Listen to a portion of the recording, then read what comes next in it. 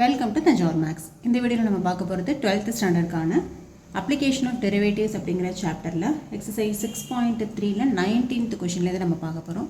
நம்ம சேனலை நீங்கள் சப்ஸ்கிரைப் பண்ணாமல் இருந்தீங்கன்னா சப்ஸ்கிரைப் பண்ணி வச்சுக்கோங்க. வாங்க வீடியோக்குள்ளே போகலாம். ஸோ இப்போ 19th கொஷின் என்ன அப்படிங்கிறத ஃபஸ்ட்டு நம்ம ரீட் பண்ணிடலாம். என்ன கொடுத்துருக்காங்க அப்படின்னு பார்த்தீங்கன்னா, show that all of the rectangles inscribed in a given fixed circle the square has the maximum area. எப்போவுமே நம்ம எதை மேக்ஸிமம்னு கொடுக்குறாங்களோ அதை தான் நம்ம வந்து ஃபங்க்ஷன் எடுத்துப்போம். நம்ம இங்கே என்ன எடுத்துக்க போகிறோம், ஏரியா ஆஃப் த ஸ்கொயர் தான் நம்ம வந்து மேக்ஸிமம்னு சொல்லி ப்ரூஃப் பண்ணணும். ஸோ அதை தான் நம்ம இங்கே ஃபங்க்ஷனாக செலக்ட் பண்ண போகிறோம்.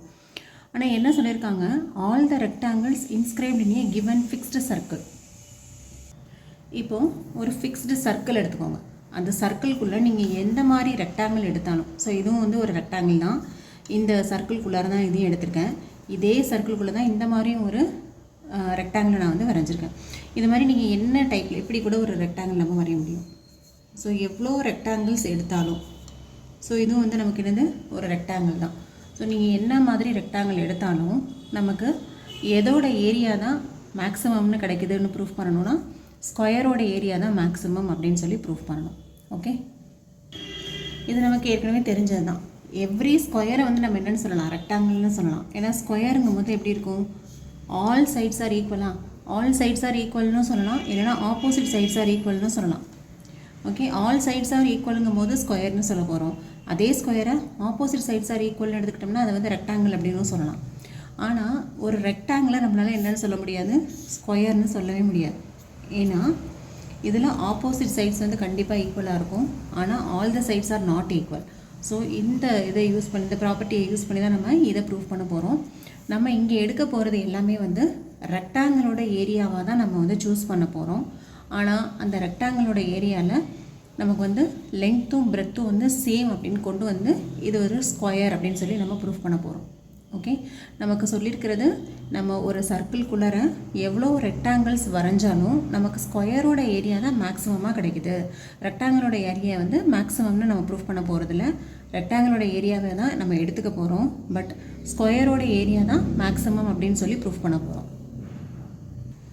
ஸோ நம்ம என்ன பண்ணியிருக்கோம், ஃபஸ்ட்டு சர்க்கிள்குள்ளார ஒரு ரெக்டாங்கிள் ஒன்று போட்டாச்சு. அந்த ரெக்டாங்கிளுக்கு நம்ம லென்த் பிரெத்தெல்லாம் நோட் பண்ணணும் இல்லையா. லென்த் வந்து நான் 2xன்னு எடுத்துக்கிறேன், பிரெத்தை வந்து 2y அப்படின்னு சொல்லி எடுத்துக்கிறேன். இப்போது இங்கே சர்க்கிளோட சென்டர் வழியாக அந்த ரெக்டாங்கிளை நான் ரெண்டாக டிவைட் பண்ணிக்கிறேன். ரெண்டாக டிவைட் பண்ணிட்டா இதில் பாதி வந்து எக்ஸ்ன்னு வந்துடும், இந்த பாதி எக்ஸு. அதே போல் இதுலேருந்து இந்த பிரெத்து வந்து 2y சொல்லியிருக்கோம் இல்லையா. அப்போ சென்டர்லேருந்து மேலே வந்து பாதி y போயிடும், கீழே வந்து இன்னொரு y. ஸோ ரெண்டாக வந்து நம்ம ஸ்ப்ளிட் பண்ணியாச்சு. அடுத்தது இது ஒரு சர்க்கிளோட ரேடியஸை நம்ம வந்து r அப்படின்னு சொல்லி சூஸ் பண்ணிக்கிறோம். ஸோ ஃபஸ்ட்டு இப்போ லென்த்து பிரெத் எல்லாமே எழுதியாச்சு. இப்போ நமக்கு தேவை என்ன அப்படின்னு பார்த்தா வந்து ஏரியாவை தான் நம்ம மேக்ஸிமம்னு ப்ரூஃப் பண்ண சொல்லியிருக்காங்க. இப்போ நம்ம நெக்ஸ்ட் என்ன கண்டுபிடிக்க போகிறோம், area of the rectangle. Area of the rectangle L into B. இது நமக்கு ஏற்கனவே தெரிஞ்ச ஃபார்முலா. இதில் லென்த்து வந்து 2x, அதே போல் பிரெத்து வந்து 2y. அப்போது 4xy அப்படின்னு சொல்லி கிடைக்குது. பட் இதை தான் நம்ம வந்து ஃபங்க்ஷனாக சூஸ் பண்ண போகிறோம். அப்போ இது வந்து f of xன்னு எடுத்துக்கலாம். f of x equal to 4xy. ஆனால் இது வந்து f of xனா ஃபங்க்ஷன் ஆஃப் எக்ஸாக மட்டும்தான் ஃபுல்லாகவே இருக்கணும். ஆனால் இங்கே வந்து ஒய்ங்கிற டேர்ம் இருக்குது. ஸோ இந்த ஒய்யை வந்து இன் டேர்ம்ஸ் ஆஃப் எக்ஸுக்கு நம்ம எப்படி சேஞ்ச் பண்ண போகிறோம் அப்படின்னு பார்த்தீங்கன்னா, இதில் இந்த ரைட் ஆங்கிள் ட்ரையாங்கிளை மட்டும் எடுத்துக்கோங்க. இந்த சர்க்கிளுக்குள்ளே இருக்கு இல்லையா, இதில் இந்த லென்த் வந்து எக்ஸு, இந்த லென்த் வந்து ஒய், இது வந்து ஆர் அப்படின்னு சொல்லியிருக்கோம். இதுலேருந்து நமக்கு என்ன வேணும், ஒய்யோட வேல்யூ தான் வேணும் இல்லையா. இப்போ இந்த இடத்துல நம்ம என்ன பண்ண போகிறோம்னா பித்தாகரஸ் தியரம் அப்ளை பண்ண போகிறோம். பித்தாகரஸ் தியரம் படி என்னது, X square plus Y square equal to R square அப்படின்னு எழுதலாம் பித்தாகரஸ் தியரம் படி. ஓகே, இப்போ இதுலேருந்து நமக்கு தேவை வந்து ஒய் ஸ்கொயர் தான். Y square equal to R square minus X square, Y equal to root of R square minus X square. Okay, இந்த ரைட் ஆங்கிள் ட்ரையாங்கிள்லேருந்து நம்ம இப்போ ஒய்யோட வேல்யூவை இன் டேர்ம்ஸ் ஆஃப் எக்ஸ்லேயே நம்ம கண்டுபிடிச்சாச்சு. இப்போ இந்த வேல்யூவை இங்கே சப்ஸ்டியூட் பண்ணிக்கலாம். சப்ஸ்டியூட் பண்ணோம்னா f of x equal to 4x into root of r square minus x square அப்படின்னு சொல்லி கிடைக்குது. பட் இதில் ரூட் இருக்கிறதுனால என்னால் வந்து டிஃபரன்ஷியேட் பண்ணுறதுலாம் ரொம்ப காம்ப்ளிகேட்டடாக இருக்கும். அதனால் நான் என்ன பண்ணிக்கிறேன், ரெண்டு பக்கமும் ஸ்கொயர் பண்ணிக்கிறேன். ஸ்கொயரிங் ஆன் போத் சைட்ஸ் அப்படின்னு போடும்போது இங்கே F of X the whole ஸ்கொயர்னு வந்துடும். இங்கே ஸ்கொயர் பண்ணும்போது இதுக்கு 4x த ஹோல் ஸ்கொயர் வந்துடும். அதே போல் root of R square minus X square the whole square. Okay, இப்போது f of X the whole square அப்படிங்கும்போது அதுவும் ஒரு ஃபங்க்ஷன் தான். அந்த ஃபங்க்ஷனை நான் வந்து என்ன எடுத்துக்கிறேன், ஜி ஆஃப் எக்ஸ் அப்படின்னு சொல்லி செலக்ட் பண்ணிக்கிறேன். ஏன்னா ஸ்கொயரில் வச்சுட்டு போடுறது நம்ம கஷ்டமாக இருக்கும். ஜஸ்ட்டு நமக்கு வந்து ஒரு ஃபங்க்ஷன் பேர் கொடுக்கணும், அவ்வளோதான். அப்போ இந்த ஸ்கொயர் ஃபங்க்ஷனை நான் வந்து ஜி ஆஃப் எக்ஸ் அப்படின்னு எடுத்துக்கிறேன். இங்கே 4 ஸ்கொயர் பண்ணும்போது 16 எக்ஸ் ஸ்கொயர், இங்கே ரூட்டும் ஸ்கொயரும் கேன்சல் ஆகிட்டு remaining R square minus X square மட்டும் நமக்கு கிடைக்கும். ஸோ இதையும் நான் வந்து உள்ளே மல்டிப்ளை பண்ணிட்டேன்னா X square R square minus 16 X power 4. இதுதான் வந்து என்னோடய ஃபங்க்ஷன் ஜி ஆஃப் எக்ஸ். இப்போ இந்த ஜி ஆஃப் எக்ஸை தான் நம்ம என்ன சொல்ல போகிறோம், மேக்ஸிமம் அப்படின்னு சொல்லி கண்டுபிடிக்க போகிறோம். ஸோ இது மேக்ஸிமம் அப்படிலாம் நம்ம கண்டுபிடிக்கணும்னா கிரிட்டிக்கல் பாயிண்ட் வேணும். கிரிட்டிக்கல் பாயிண்ட் வேணும்னா நமக்கு வந்து ஃபஸ்ட்டு டெரிவேட்டிவ் வேணும். அப்போது ஜி டேஷ் ஆஃப் எக்ஸ் வந்து நம்ம கண்டுபிடிக்கலாம். ஜி டேஷ் ஆஃப் எக்ஸ்ன்னு வரும். 16 வந்து ஒரு கான்ஸ்டன்ட்டு, ஆறுங்கிறது ரேடியஸ் ஆஃப் த சர்க்கிள், கண்டிப்பாக அது வந்து கான்ஸ்டன்ட் தான். அப்போ அதையும் வெளியில் எடுத்துடலாம். இங்கே எக்ஸ் ஸ்கொயர் மட்டும்தான் வேரியபிள். எக்ஸ் ஸ்கொயரை டிஃப்ரென்ஷியேட் பண்ணாக்க 2xன்னு கிடைக்கும். மைனஸ் 16 வந்து ஒரு கான்ஸ்டன்ட்டு, எக்ஸ் பவர் 4 டிஃப்ரென்ஷியேட் பண்ணிங்கன்னா 4x3. இப்போது 16 × 2 32 எக்ஸ் ஆர் ஸ்கொயர் மைனஸ் இது 16 × 4 64x3.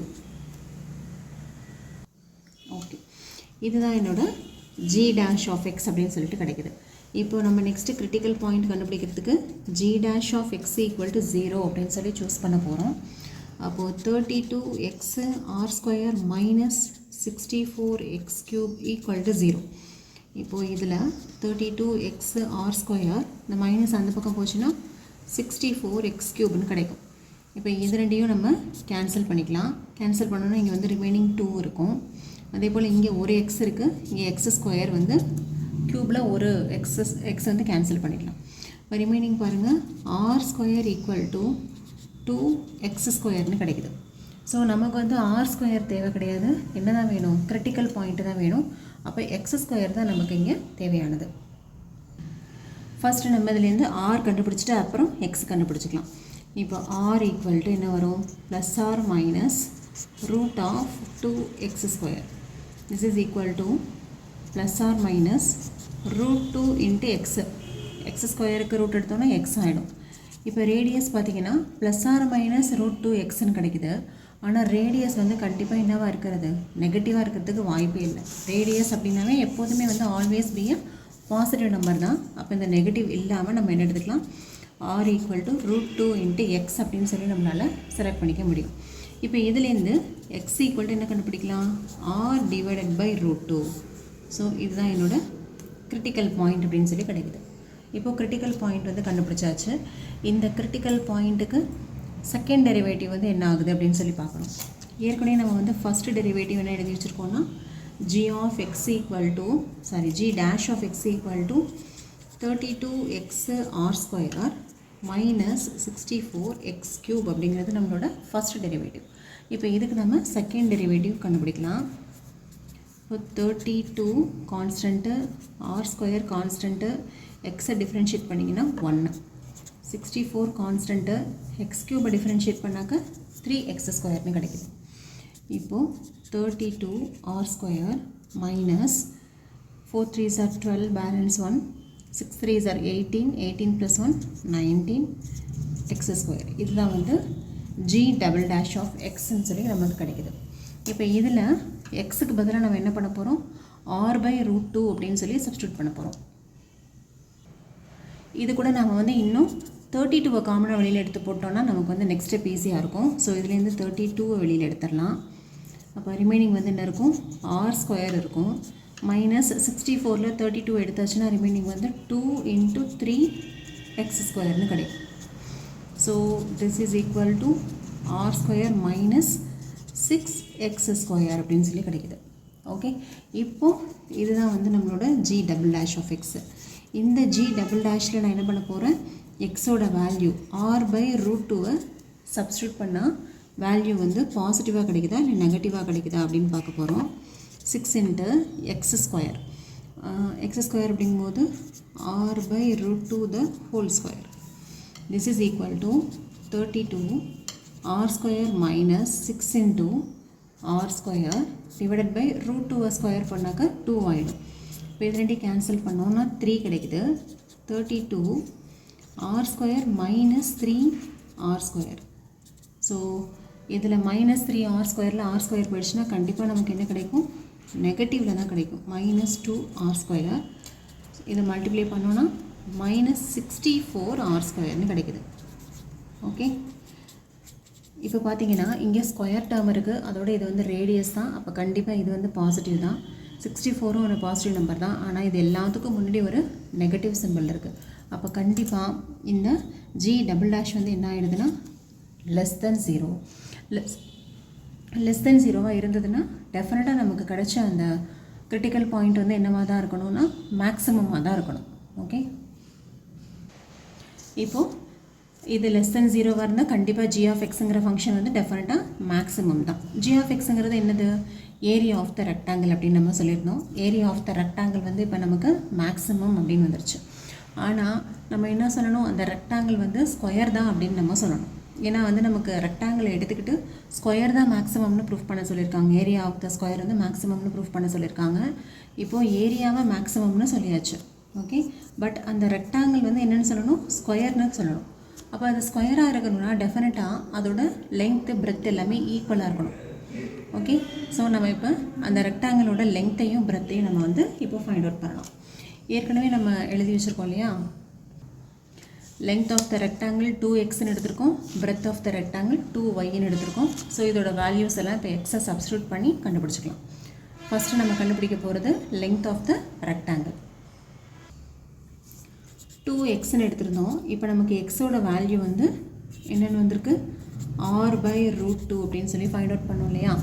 இப்போது இதை இந்த 2வை வந்து ரூட் 2 இன்ட்டு ரூட் 2ன்னு எழுதிக்கலாம். இங்கே ஒரு r பை ரூட் 2, ஒரு ரூட் 2வை கேன்சல் பண்ணிங்கன்னா r ரூட் 2 அப்படிங்கிறது தான் அதோட லெங்க்த்துன்னு சொல்லி கிடைக்குது. சரியா, நெக்ஸ்ட் நம்ம என்ன கண்டுபிடிக்க போகிறோம், breadth of the rectangle. Breadth of the rectangle வந்து ஏற்கனவே நம்ம 2yன்னு தான் செலக்ட் பண்ணியிருந்தோம். இப்போ இங்கே இன் டேர்ம்ஸ் ஆஃப் ஒய்யில் இருக்குது. பட் ஒய் வந்து நமக்கு டேரெக்டாக தெரியாது. பட் இன் டேர்ம்ஸ் ஆஃப் எக்ஸில் நம்ம கண்டுபிடிச்சி வச்சுருக்கோம் இல்லையா, பித்தாகரஸ் தியரமில் y equal to root of R square minus x ஸ்கொயர்னு இதை சப்ஸ்டியூட் பண்ணிக்கலாம்.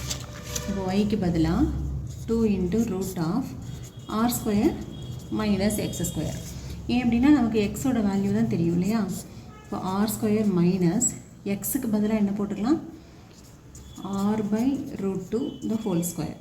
இப்போ 2 into root of R square minus இங்கேயும் வந்து ஆர் ஸ்கொயர் வந்துடும், ரூட் 2வை ஸ்கொயர் பண்ணால் 2 ஆகிடும். இப்போ 2 இன்ட்டு ரூட் ஆஃப் இதை கிராஸ் மல்டிப்ளை பண்ணுங்கள், 2r ஸ்கொயரு, அதில் ஒரு ஆர் ஸ்கொயர் போயிடுச்சுன்னா ரிமைனிங் ஒரு ஆர் ஸ்கொயர் இருக்கும், டிவைடட் பை 2 இருக்குது. 2 இன்ட்டு இங்கே root of R square by root 2. இந்த 2 எப்படி எழுதலாம், திருப்பியும் ரூட் 2 இன்ட்டு ரூட் 2ன்னு எழுதிக்கலாம்.